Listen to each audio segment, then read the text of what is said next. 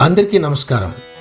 విద్యాధిదేవత అయిన సరస్వతీదేవి ఆవిర్భవించిన మాఘశుద్ధ పంచమి నాడు వసంతోత్సవ ఆరంభం అవుతుంది. దీనినే మదన పంచమి, సరస్వతీ పంచమి అని కూడా వ్యవహరిస్తారు. చాలా విశేషమైన రోజు.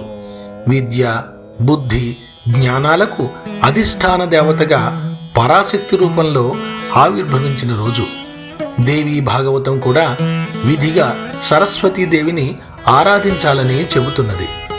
విద్యార్థులే కాక ప్రతి వారికి బుద్ధిశక్తి సరిగ్గా పనిచేయించి అనేక సంపన్న శక్తులను ప్రసాదించే ఆదిశక్తి దేవి శారదాంబ. ఈ తల్లిని భక్తి ప్రపత్తులతో, షోడశోపచారాలతో ఈ రోజున విశేషంగా పూజించాలి.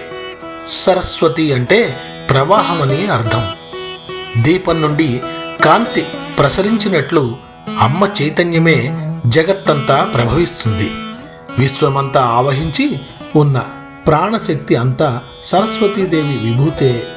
అందుకే వేదాలు అంబితమే, నదీతమే, దేవితమే సరస్వతి అంటూ తల్లులలో, నదులలో, దేవతలలో శ్రేష్ఠురాలు సరస్వతి అని కీర్తించాయి.